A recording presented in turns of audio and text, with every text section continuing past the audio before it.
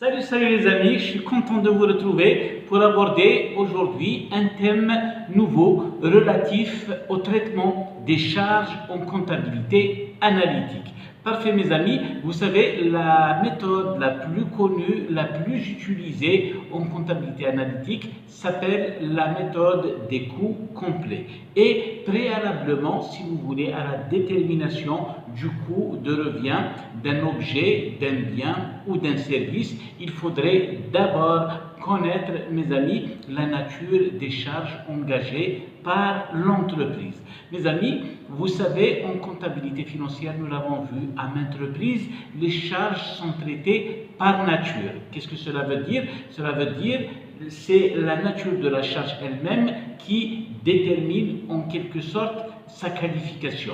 Je prends l'exemple des amortissements, l'exemple des consommations, l'exemple des impôts et taxes, des frais financiers, etc. Là, nous avons une appréhension globale des charges. Je ne chercherai pas à comprendre, à connaître ce salaire, l'amortissement de cette machine, en quelque sorte, à quoi elle est affectée. Donc, le résultat de la comptabilité financière, il nous est donné d'une manière globale, mais qui ne nous permet pas, en quelque sorte, d'identifier quels sont les produits qui sont les plus rentables et quels sont ceux qui nous génèrent le moins de profit, voire même ceux qui sont déficitaires. Donc mes amis, préalablement à cela, nous avons dit il faudrait d'abord retraiter en quelque sorte, réexaminer les charges de la comptabilité financière et les scinder en deux familles de charges. D'une part, nous avons les charges directes. Comme leur nom l'indique, ce sont des charges, ce sont des frais que l'on peut imputer, si vous voulez, à l'objet de coût d'une manière claire, directe, transparente et sans ambiguïté ni confusion. Je vous donne un exemple. Le salaire, par exemple, d'un employé qui travaille dans un atelier de production. N'est-ce pas, mes amis? Le coût de l'objet, du bien, si vous voulez, produit par l'atelier, est lié directement, si vous voulez, au salaire de cet employé. Donc là, ça ne pose pas de problème. Par contre, si vous prenez, mes amis, le salaire du directeur général de l'unité, vous ne pouvez pas directement dire que, par exemple, ce salaire est affecté à tel produit A, produit B ou produit C. Parce que ce salaire du directeur général, mes amis, il est commun à tous les produits. La même chose, par exemple, pour les frais d'administration générale, la même chose, par exemple, pour les frais d'entretien, etc. Donc, qu'est-ce qu'il faudra faire, si vous voulez, mes amis, à cette charge-là qui est indirecte? Il faudra, bien entendu, la répartir, on va le voir dans un moment, sur les sections ou bien les centres d'analyse. Parfait, mes amis. Donc, retenez charge directe que l'on peut imputer directement, sans ambiguïté, sans équivoque, dans l'objet du coût. Et d'autre part, nous avons des charges indirectes, nous avons dit, qui nécessitent un certain retraitement, une certaine répartition avant d'être, si vous voulez, imputé au coût de revient. Donc, lorsqu'on parle de charge directe, on parle d'affectation, et quand on parle de charge indirecte, on parle d'imputation, après, bien entendu, retraitement. Donc, sachez, mes amis, que globalement, les charges directes sont les plus prépondérantes, sont les plus importantes dans le coût de revient d'un bien ou d'un service. Elles représentent, c'est-à-dire les charges directes, généralement 70% du coût de revient. Et d'autre part, nous avons dit les charges indirectes qui représentent bien entendu naturellement le reste, à peu près 30%. Nous ne pouvons pas, nous avons dit, les affecter directement. On doit les faire transiter d'abord par des sections ou bien par les centres d'analyse. Donc là, également, mes amis, nous avons deux types de sections. Nous avons les sections principales, c'est-à-dire celles qui contribuent directement à la transformation des biens ou des services produits par l'entreprise, et d'autre part, nous avons les sections auxiliaires, n'est-ce pas? Donc les sections auxiliaires, on les appelle également les sections prestataires, c'est-à-dire qu'elles prestent au profit des sections principales. Bien entendu, les exemples sont toujours les bienvenus pour expliquer, pour illustrer des situations. Exemple de section principale, nous allons dire l'atelier de montage, par exemple, dans une entreprise de fabrication de mobilier. L'atelier de finition également. Par exemple, l'atelier de transformation. D'accord? Donc là, on agit directement sur la transformation des biens. Par contre, les sections auxiliaires qui nous avons dit, combien même contribuent, si vous voulez, à la fabrication des biens et services, mais cette contribution, cette participation n'est qu'indirecte, n'est-ce pas? Donc, elles aident, c'est un petit peu la logistique qui aide, qui assiste les sections principales à la fabrication des biens et services de l'entreprise. D'accord? Donc, assez souvent, on cite par exemple l'administration, on cite l'entretien, etc.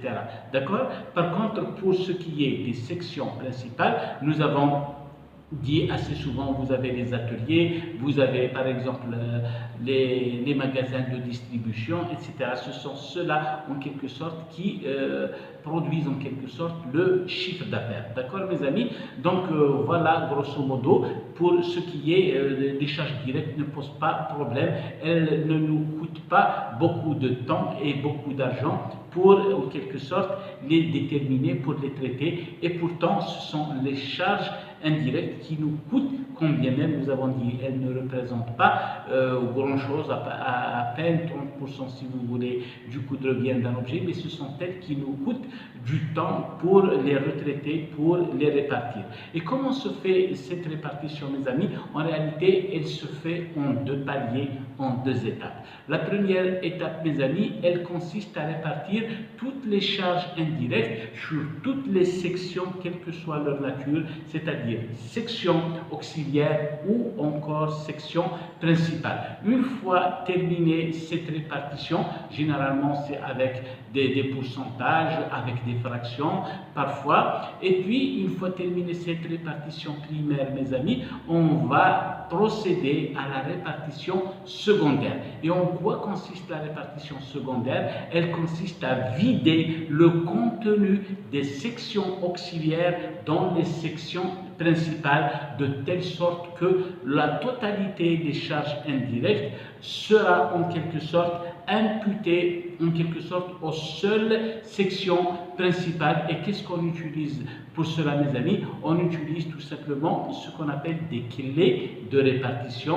qui peuvent être bien entendu, qu'on appelle également des coûts d'unité d'œuvre. Et bien entendu, c'est l'unité qui nous permet de mesurer l'activité d'une section, bien entendu, ou bien d'un centre, d'un atelier, etc. Donc, par exemple, pour un atelier de montage, de soudure, de fabrication d'une manière générale, qu'est-ce qu'on utilise? On utilise soit l'heure de main-d'œuvre d'un employé, d'un salarié, comme on peut utiliser, par exemple, comme coût d'unité d'œuvre, leur machine, c'est-à-dire lorsque la machine travaille pendant 1 heure, quelles sont les charges qu'elle va nous générer. Donc, si vous voulez, c'est grâce à ces clés de répartition qu'on va, en fin de compte, affecter, si vous voulez, ou bien imputer après retraitement naturellement, les coûts, en quelque sorte, indirects, les charges indirectes, donc le coût, si vous voulez, de revient final. Nous avons assez souvent dans les entreprises de fabrication 3 étapes. Nous avons un coût d'achat des matières premières, assez souvent lorsqu'il est question de transformer. Nous avons un coût de production, bien entendu, dans les ateliers. Donc, nous avons d'abord le coût d'achat des matières premières, auquel nous allons rajouter les charges de production, donc les frais de production.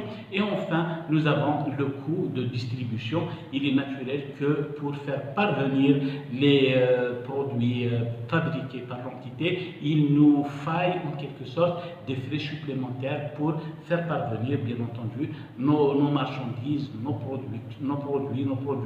production à nos clients, donc pour déterminer en fin de compte le coût de production des produits ou bien des biens vendus. Donc voilà grosso modo, mes amis, ce qu'il faut retenir en comptabilité comptabilité analytique, c'est que nous ne pouvons pas traiter les charges comme elles nous parviennent en quelque sorte de la comptabilité financière, comme elles nous parviennent de la balance. Elles nécessitent donc des retraitements. Séparer d'abord les charges directes et les charges indirectes. Les charges directes sont affectées sans ambiguïté. Les charges indirectes ont besoin de retraitement. Passage par des sections auxiliaires et des sections principales.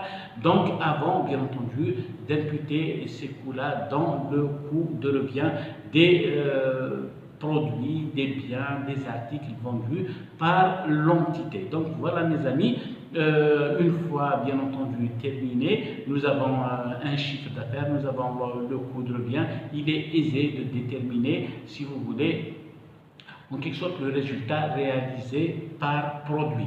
Et c'est là le point fort de la comptabilité analytique, parce qu'en comptabilité générale, mes amis, nous avons un résultat global, mais nous n'avons pas une idée précise sur quel produit, quel article, en quelque sorte, quel service, autrement dit, nous génère le plus de profit et lequel, si vous voulez, nous coûte le plus. Et c'est pour cela qu'on dit que la comptabilité analytique est l'outil en quelque sorte le plus pertinent, le plus indispensable en quelque sorte pour aider les managers, les gestionnaires pour la prise de décision. Donc voilà mes amis, j'espère que cet aperçu global sur le traitement des charges en comptabilité analytique vous aura plu et vous aura apporté un certain intérêt. J'espère vous retrouver très bientôt autour de nouvelles vidéos, aussi bien sur la compta financière, la compta analytique et également la fiscalité.